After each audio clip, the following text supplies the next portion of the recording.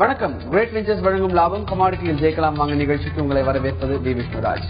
இன்றைய நிகழ்ச்சியில் commodity trading குறித்து விவாதிக்க உள்ளோம். நேயர்கள் தங்களுடைய சந்தேகங்களை கேட்கலாம். உங்களுடைய சந்தேகங்களுக்கு விரிவான விளக்கங்களை தர காத்திருக்கிறார் கிரேட் வெஞ்சர்ஸ் நிறுவனத்தின் நிறுவனர் திரு ஹரிஹரன். வணக்கம் சார். வணக்கம் சார். நேற்றைய மார்க்கெட் எப்படி இருந்தது? இன்னைக்கு மார்க்கெட்டினுடைய போக்கு எப்படி இருக்கும்? நேற்று மார்க்கெட் முக்கியமா நம்ம இதே நிகழ்ச்சியில ஏறும் மார்க்கெட் மோஸ்ட்லி அப் ட்ரெண்ட் மார்க்கெட் இந்த வீக் அப்படின்னு சொல்லியிருந்தேன். ஆனால் முக்கியமா இந்த வாரம் அப் ட்ரெண்டா இருந்தாலும் நேற்று ஒரு நாள் மார்க்கெட் ஒரு நல்ல சரிவை கொடுத்தது. இன்டர்நேஷனல் மார்க்கெட் தான் ஒரு பெரிய ஏமாற்றத்தை கொடுத்தது. எப்படின்னு பார்த்தோம்னா $1326 முடிவடைஞ்சது திங்கட்கிழமை அன்னைக்கு. ஸோ நேற்று மார்க்கெட் இன்டர்நேஷனல் மார்க்கெட் அமெரிக்கா மார்க்கெட்ல ஹை ரேட்டே வந்து $1303 தான். Low $1308 high rate, low rate 1290 பக்கம் போயிருக்கு. ஸோ மார்க்கெட்டோட ஹையே வந்து முந்தின நாள் க்ளோஸ்ல இருந்து ஒரு $20 கீழே இருக்கிறதுனால இது ஒரு விதமான அதிர்ச்சி இன்வெஸ்டர்ஸுக்கு கொடுத்துருக்கோம். ஆனால் டெக்னிக்கலாக உள்ள எடுத்து பார்த்தோம் அப்படின்னா திருப்பி நம்ம அந்த 1600 பழைய சப்போர்ட் மறுபடியும் வருது. அதாவது 200 days மூவிங் ஆவரேஜ் இன்டர்நேஷனல் மார்க்கெட்ல பிரேக் அவுட் பண்ணி மார்க்கெட் இறங்கியிருக்கு. ஸோ இறங்கி மார்க்கெட் அது கீழே செட்டில் இருக்கு. ஸோ இப்போ நம்ம வந்து சப்போர்ட் தான் டெஸ்ட் பண்ணோம். 1277.40 தான் வந்து மேஜர் சப்போர்ட்டா இருக்கு. மேல ரெசிஸ்டன்ஸ் 1330 பழைய ரெசிஸ்டன்ஸ் அப்படிதான் இருந்துட்டு இருக்கு. ஸோ இதுக்கு அடிப்படை செய்திகள் என்ன வெளியே இருக்கு அப்படின்னு பார்த்தா நேற்று மார்க்கெட்ல பை மோட்ல இருந்த பெரிய பெரிய இன்வெஸ்டர்ஸ், உலக அளவில் இருந்த கோல்டுல இருந்த இன்வெஸ்டர்ஸ் எல்லாருமே வந்து ஸ்டாப் லாஸ் செல் போட்டிருப்பாங்க இல்லையா. அந்த ஸ்டாப் லாஸ் செல் வந்து நேற்று அதிகமா ரொம்ப ஃபாஸ்டா ட்ரிகர் ஆயிருக்கு. thousands ஆஃப் ட்ரேடர்ஸ் வந்து இந்த மாதிரி ஸ்டாப் லாஸ் செல் ட்ரிகர் ஆயிருக்கு அப்படின்னு ஒரு செய்தி வெளியே இருக்கு.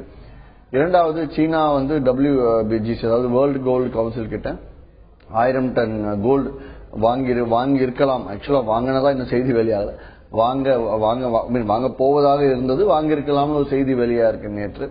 அதனை அடுத்து யூஎஸோட ஸ்டாக் டாலர் கொஞ்சம் ஸ்ட்ராங் ஆகிற மாதிரி ஸ்டாக் மார்க்கெட் கொஞ்சம் பெட்டரா இருக்காங்க, டாலர் கொஞ்சம் ஸ்ட்ராங். இதெல்லாம் வந்து அடிப்படை செய்திகள். ஸோ நேற்று நம்ம எதிர்பார்த்த டெக்னிக்கலே நேற்று ஒரு நாள் ஃபெயிலியர் ஆகுது. ஸோ நம்ம 100% ஸ்ட்ராங்னு சொல்ல முடியாது இல்லையா. 80% ஸ்ட்ராங். பட் ஸ்டில் அதே டெக்னிக்கல நம்ம நேற்று காலையில கொடுத்த அளவுகள் பார்த்தா கரெக்டா ஹிட் ஆகி தான் இருக்கு. நேற்று கொடுத்த அளவுகள் வந்து பை சைடும் ஹிட் ஆச்சு, செல் சைடும் ஹிட் ஆச்சு. காலையில இங்க அளவுகள் எக்ஸ்ட்ரா ஓப்பனிங்ல நேற்று கொடுத்தோம், அந்த அளவுகள் ஹிட் ஆயிருக்கு. வெளியும் அதே மாதிரி டார்கெட் ஹிட் ஆகி தான் இருக்கு. பட் ஈவன் தோ நம்ம ஓவரால் ட்ரெண்ட் அப் ட்ரெண்ட் நம்ம எதிர்பார்த்தோம். மார்க்கெட் வந்து லிட்டில் பிட் புல்லிஷ் மார்க்கெட் ஆகுது, அப்புறம் டவுன் மார்க்கெட் ஆனது கூட பெரிய அளவு பாதிப்பை நமக்கு கொடுக்கல. ஏன்னா நம்ம அளவுகளை பார்த்து பண்றதுனால. ஓகே சார், நம்ம இதை பத்தி தொடர்ந்து பேசுவோம். ஒரு காலர் வந்திருக்காங்க சென்னையில இருந்து அயூப். வணக்கம் அயூப், உங்களுடைய சந்தேகம் என்ன கேளுங்க. வணக்கம் சார். வணக்கம் அயூப், சொல்லுங்க. கேள்வி என்னன்னா 2 கேள்வி இருக்கு சார். முதல் கேள்வி வந்து இப்ப நம்ம 11:30 மார்க்கெட்டிங் முடியுது பாத்தீங்களா. 11:30 முடிஞ்ச பிறகு 2 மணி நேரம் மார்க்கெட் நடக்குது யூஎஸ்ஏல. அந்த 2 மணி நேரம் மார்க்கெட் இங்க நம்ம பார்க்க முடியுமா, எப்படி பார்க்கலாம்? ரெண்டாவது, ஓப்பன் லோ ஹை இருக்குங்களா, இதை வச்சு நாங்க எப்படி மார்க்கெட் வந்து நம்ம கணிக்கிறது? சப்போஸ் ஓப்பன் லோ ஈக்குவலா இருந்தா மார்க்கெட் பைல போகுமா, இல்ல ஓப்பன் ஈக்குவலா இருந்தா மார்க்கெட் லோல போகுமா, சொல்லுங்க sir please sir. Indian market முடிஞ்சதுக்கு அப்புறம் நீங்க இன்டர்நேஷனல் மார்க்கெட் பார்க்கணும்னா தாராளமா கூகுள் போங்க, கிடைக்கும். அது மட்டும் இல்லாம kitco.com போனாலும் கிடைக்கும் உங்களுக்கு. இது மாதிரி நிறைய வெப்சைட் இருக்கு. இன்டர்நேஷனல் மார்க்கெட்டை நீங்க பார்க்கணும், கோல்ட் ரேட்டை பார்க்கணும் அப்படின்னா அது 2 மணிக்கு அமெரிக்கன் மார்க்கெட் முடிவடைங்க அப்புறமா நீங்க பார்க்கலாம். ஏன்னா எப்பவுமே அவைலபிலிட்டி ஸ்பாட் மார்க்கெட் இருக்கும். நீங்க வந்து ஃபியூச்சர்ஸ் கான்ட்ராக்ட் தான் நீங்க 2 o'clock முடியுது. But spot market 24 hours running market, அதுல நீங்க தாராளமா பார்க்கலாம் என்ன இம்பாக்ட் இருக்குங்கிறது. அடுத்து ஓப்பன் ஹை லோவை வச்சு ஹை லோ க்ளோஸை வச்சு நீங்க எதுவும் கணிக்கிறது சரியான முறையில். ஏன்னா அது பாதி நாள் கரெக்டா இருக்கும், பாதி நாள் தப்பா இருக்கும். ஸோ பாதி நாள் கரெக்டாகவும் பாதி நாள் தப்பாகவும் இருந்தது அப்படின்னா அது வந்து ப்ராபபிலிட்டி தான். மற்றபடி வந்து உங்களுக்கு கண்டிப்பா அதனால பெருசா நிறைய பேர் நினைப்பாங்க க்ளோஸ்க்கு மேல இருந்ததுன்னா மார்க்கெட் அப் ட்ரெண்ட், க்ளோஸுக்கு கீழே இருந்தா டவுன் ட்ரெண்ட் நினைப்போம். ஆனா கிரேட் வெஞ்சர்ஸ் அளவுகள் நீங்க 10:15 மணிக்கு வாங்கி பாத்தீங்கன்னா க்ளோஸ்க்கு மேல இருந்தாலும் செல் கொடுத்துருப்போம், க்ளோஸுக்கு கீழே இருந்தாலும் பை கொடுத்துருப்போம். ஸோ எங்களுக்கு அந்த மாதிரி கணக்கெல்லாம் நிறைய இருக்கு. ஸோ நீங்க இதை வச்சு ட்ரேட் பண்ற பிளைண்ட் ட்ரேட் அதை என்கரேஜ் பண்ணாதீங்கன்னு சொல்லுவோம். நன்றி. Okay sir. இப்போ கமாடிட்டி ட்ரேடிங்க்கு வர்றவங்க எப்படி ஒரு கமாடிட்டியை செலக்ட் பண்றது? நான் ஏன் கோல்ட்ல இன்வெஸ்ட் பண்ணணும், நான் ஏன் சில்வர்ல இன்வெஸ்ட் பண்ணணும், ஒய் நாட் நிக்கல் அலுமினியம், இந்த மாதிரியான கேள்விகள் இருக்கிறதுக்கான வாய்ப்புகள் இருக்கு. எப்படி நான் ஒரு கமாடிட்டியை செலக்ட் பண்ணி அதுல தான் நான் இன்வெஸ்ட் பண்ணணும் அப்படிங்கறது தெளிவான ஒரு கிளியர் கட் ஐடியாக்கு எப்படி வர்றது? பொதுவா நியூ கமர்ஸ்க்கு எப்பவுமே ஒரு பயம் இருக்கும்.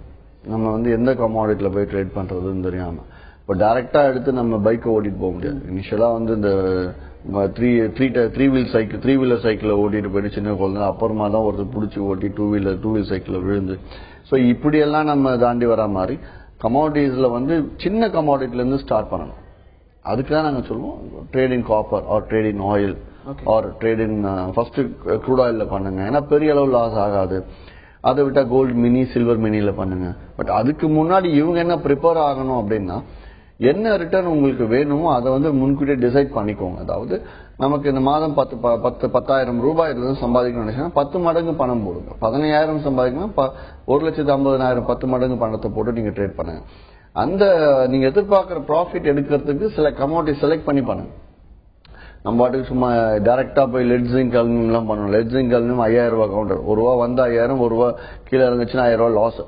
ஸோ அந்த மாதிரி கமாடிட்டிஸ் எல்லாம் வந்து ஈஸியா டெம்ப் பண்ணும், இழுத்துரும் இந்த ட்ரேட் பண்ண வைக்கிறது. ஸோ அந்த மாதிரி கமாடிட்டிஸ் எல்லாம் அவாய்ட் பண்றது நல்லது. அதுக்காக தான் என்ன சொல்லுவோம், நியூ இன்வெஸ்டர்ஸ் மார்க்கெட்டை பத்தி தெரியாதவங்க சின்ன கமாடிட்டிஸா எடுத்து பண்ணுங்க அப்படின்னு சொல்லுவோம் ஆரம்பத்தில்.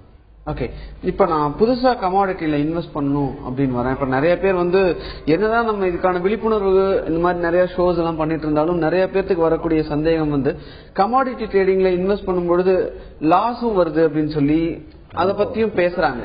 இல்ல மார்க்கெட்ல ஜென்ரலா மார்க்கெட்ல இன்வெஸ்ட் பண்ணும்போது லாஸும் இருக்கும், அதே சமயம் நமக்கு கெயினும் இருக்கும்.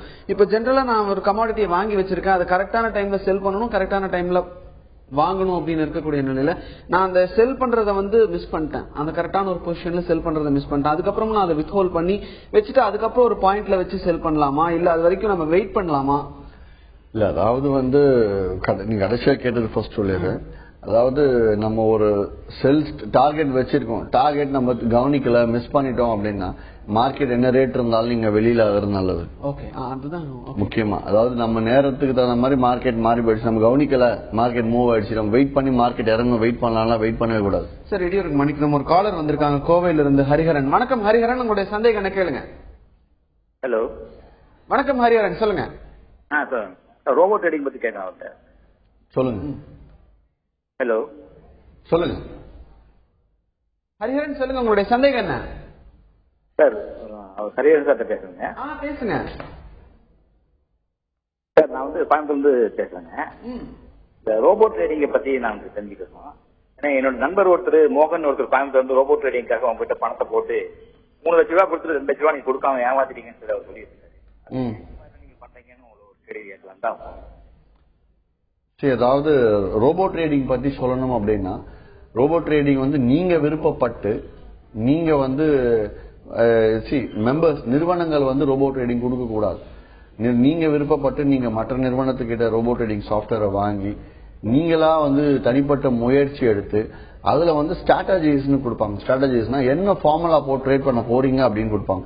அந்த ஃபார்முலா வந்து நீங்க அந்த சார்ட் விற்கிற ரோபோ ட்ரேடிங் விற்கிற கம்பெனிஸ் கிட்ட நீங்க ஸ்ட்ராட்டஜிஸ் வாங்கியோ இல்ல வெளியில பல தரப்பட்ட தனியார் நிறுவனங்கள் இருக்கு அவங்க கிட்ட இருந்து நீங்க ஸ்ட்ராட்டஜிஸ் வாங்கியோ அந்த ஸ்ட்ராட்டஜிஸை போட்டு நீங்க டெஸ்ட் பண்ணீங்க அப்படின்னா அந்த ஸ்ட்ராட்டஜிஸ் டெஸ்ட் பண்றது அப்படிங்கிறது சும்மா இப்ப லெவல்ஸ் மாதிரி நம்ம லெவல்ஸ்ல வந்து என்ன சொல்லுவோம், ஒரு மாதம்னா 30 நாளுமே நீங்க 22 நாளும் நீங்க லெவல்ஸ் கரெக்டா ஃபாலோ பண்ணணும் அப்படின்னு சொல்றேன்.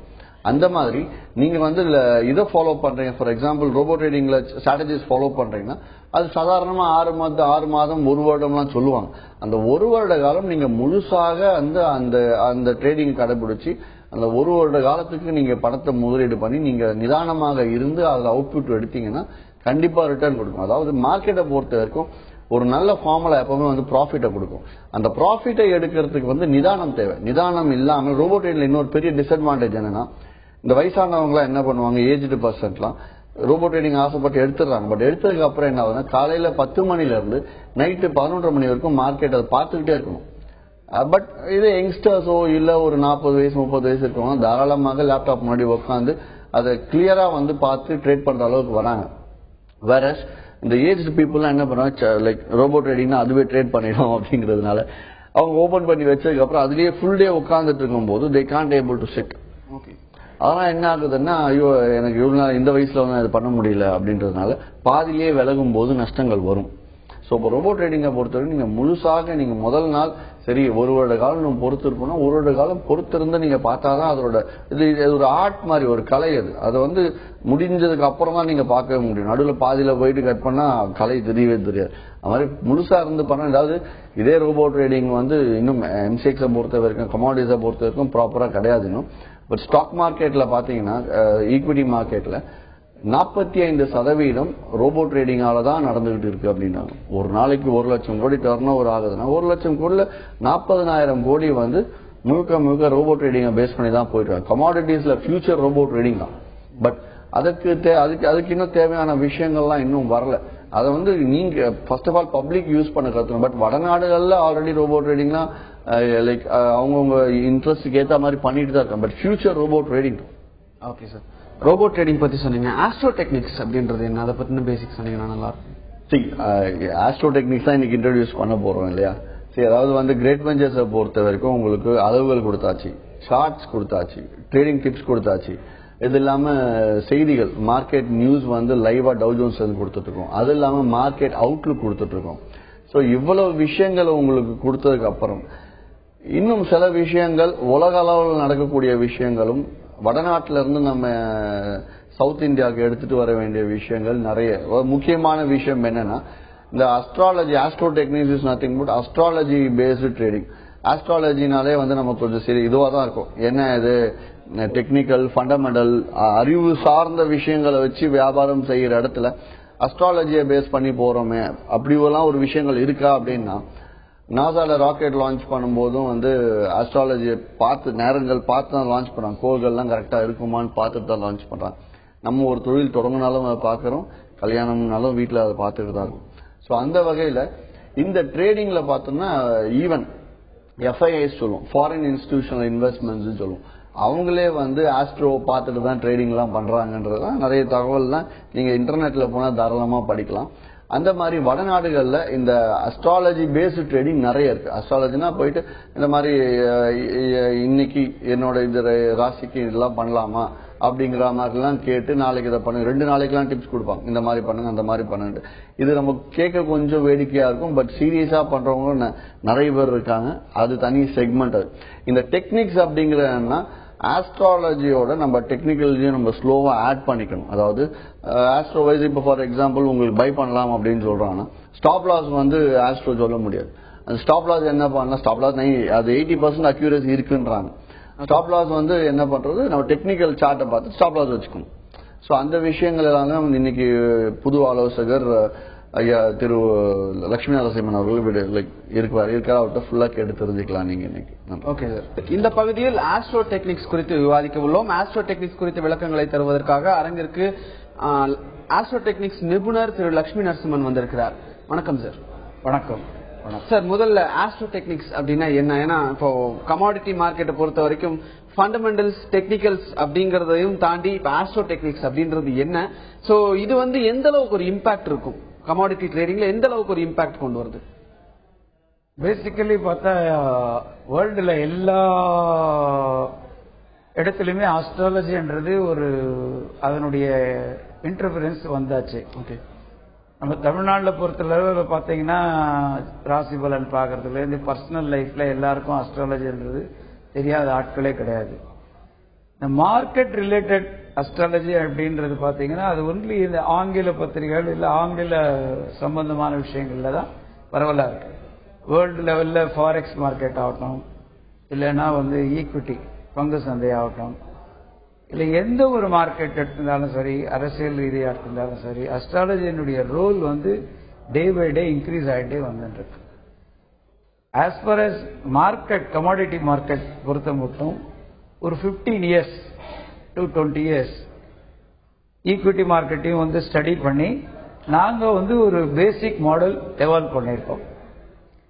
இதனுடைய நோக்கம் என்ன பேசிக்கலி அப்படின்னு பார்த்தீங்கன்னா, ஜனங்களுடைய லாஸ் மினிமைஸ் பண்ணி அவங்களுடைய ப்ராஃபிட் என்ஹான்ஸ் பண்ணுது. இதனால என்ன சொல்ல முடியும் அப்படின்னு பார்த்தீங்கன்னா, ஒரு நாள்ல வந்து ஒரு ரிலேட்டட் கமாடிட்டியோ இல்லை ஈக்விட்டி மார்க்கெட்டையோ வந்து எப்படி இருக்கும் மூமெண்ட், அவங்க வந்து அது பொறுத்த மாதிரி செல் பொசிஷனோ இல்லை பை பொசிஷனோ எடுத்துக்கலாம். இது வந்து தனிப்பட்ட நபருக்குன்னா ஆர்டினரி பீப்புளுக்கு வந்து இது வந்து அவ்வளோ அவங்களுக்கு வந்து யூஸ்ஃபுல்லா இருக்காது. ஒரு பகுதி அதாவது என்னன்னா ஆர்டினரி பீப்புள்ல இருந்து ஒரு ஹையர் இன்வெஸ்டர்ஸ் இன்னும் இருக்கிற அவங்களுக்கு தான் இது யூஸ்ஃபுல்லா இருக்கும். ஏன்னா சேலரிடு பீப்புள் அவங்க எல்லாம் வந்து இந்த கன்சல்டன்சி எடுத்தோ அதனால பயன்படுறதுக்கு எதுவும் இயலாது. ஹை ரிஸ்க் ஏரியால இருக்கிற யார் இருந்தாலும் சரி, இதை முழு தொழிலா எடுத்திருக்கிறவங்களோ இல்ல 100% இந்த மார்க்கெட்ல தான் இருக்கணும்னு நினைக்கிறவங்களுக்கு இது ரொம்ப யூஸ்ஃபுல்லா இருக்கும். மோஸ்ட் ஆஃப் த டைம்ஸ் இது ஃபெயிலியர் ஆறது இல்லை. இது எப்படின்னா ஒவ்வொரு மனிதனுக்கும் வித்தியாசப்படுறது. மார்க்கெட்ன்றது பரவலா இருக்கிற ப்ரெடிக்ஷன் சொல்றதுனால யாருக்கும் அதனால எவ்வளவு தூரம் அவங்க அதை யூஸ் பண்ணிக்கிறாங்கன்னு தெரியறது இல்லை. ஸோ நம்ம ஹரிஹரன் சார் கிரேட் வெஞ்சர்ஸ்ல மீட் பண்ணப்போ தனிப்பட்ட நபர்கள் யாருக்கெல்லாம் இந்த அஸ்ட்ரோ டெக்னிக்ஸ் மூலியமா இன்வெஸ்ட் பண்ணி இதை யூஸ் பண்ணி அவங்க அவங்களுடைய ப்ராஃபிட் லெவல்ஸை மேக்சிமைஸ் பண்ணிக்கணும் விரும்புறாங்களோ அவங்களுக்கு இந்த டெக்னிக்ஸ் நம்ம எடுத்தும் போலாமே, ஒரு ட்ரையல் பேசிஸ்ல யார் அதுக்கப்புறம் இருக்காங்களோ அதை அடாப்ட் பண்ணலாமே. So we are ready to give this consultancy or இந்த அட்வைஸ் கொடுக்கறதுக்கு தயாரா இருக்கும். அவனுடைய விருப்பம் யாருக்கு இன்ட்ரெஸ்ட் இருக்கோ நம்ம கிரேட் வெஞ்சர்ஸ் அணுகுனா ஒவ்வொருத்தருடைய தனிநபர்களுடைய அவங்களுடைய ரிக்குவயர்மெண்ட் அவங்களுக்கு எப்படி தேவையோ அது தகுந்த மாதிரி ஆலோசனை வழங்கப்படும். ஓகே, சோ இந்த ஆலோசனைகள் எல்லாமே இந்த பிளானட்ஸ்னுடைய மூவ்மெண்ட் இதுவுமே இந்த அஸ்ட்ரோ டெக்னிக்ஸ்ல ஜெனரலா அஸ்ட்ராலஜில பார்த்தோம்னா அந்த கோள்களுடைய மூவ்மெண்ட்ஸ் வச்சுதான் எல்லாமே சொல்லுவாங்க. இதுவும் அதே மாதிரி தான். ஆமா, பேசிக்கலி ஒன்னு ஞாபகம் வச்சுக்கணும், தனிப்பட்ட முறையில் பிளானட்ஸ் இன்ஃபுளுன்சிங்ன்றது கிடையாது. Based on the planetary movements, கோள்களுடைய செயல்பாடுகளினால் வர விளைவுகள் என்ன அப்படின்றது மார்க்கெட்ன்றது புதுசு 10-15 வருஷமா இருக்கு. அஸ்ட்ராலஜி பாத்தீங்கன்னா ஒரு 2000 வருஷமா இருக்கு. உலக அளவுல அஸ்ட்ராலஜின்றது எல்லாருக்குமே ஒரு பொதுவான விஷயம். அது தனிப்பட்ட மதத்துக்கோ எதுக்குமோ சார்ந்த விஷயம் கிடையாது. சோ இந்த ஒரு 15 வருஷத்துல நாங்க எங்களுடைய அனுபவ ரீதியா எந்த செக்டாரு, என்ன கமாடிட்டி, என்ன ஏரியா அப்படின்றத ஒவ்வொரு இதுவும் அப்சர்வ் பண்ணி நாங்க ஒரு கன்க்ளூஷன்ஸ்க்கு வந்திருக்கோம். இப்படி எல்லாம் இருக்கிற நேரத்தில் இப்படி போகும் அப்படின்ற ஒரு கன்க்ளூஷன். ரெண்டாவது, தனி மனிதனுடைய அதிர்ஷ்டம் அப்படின்றது எப்பவுமே ஜோதிடத்தில் நம்பி இருக்கிறதுனால தனி மனிதர்கள் விருப்பப்பட்டால் அவங்களுடைய பர்சனல் டைமையும் கன்சிடர் பண்ணி அவங்களுக்கு ஒரு தகுந்த ஆலோசனை கொடுக்க முடியும்ன்றதை நாங்க முழுமையா நம்புறோம். Okay sir, okay sir. இவ்வளவு நேரம் கமாடிட்டி ட்ரேடிங்ல நேத்து மார்க்கெட் எப்படி இருந்தது, இன்னைக்கு மார்க்கெட் எப்படி இருக்கும், சோ அதனுடைய லெவல்ஸ் எல்லாம் எப்படி இருக்கும் அப்படின்றத பத்தி நீங்க சொன்னீங்க. அது போக ஆஸ்ட்ரோ டெக்னிக்ஸ்னா என்ன அப்படின்றத பத்தின தெளிவான விளக்கங்கள் கொடுத்தீங்க சார். உங்க தகவல்களுக்கு நன்றி. கிரேட் வெஞ்சர்ஸ் வழங்கும் லாபம் கமாடிட்டியில் ஜெயிக்கலாம் வாங்க நிகழ்ச்சி நிறைவடைந்தது. இணைந்திருங்கள் தந்தி டிவியுடன்.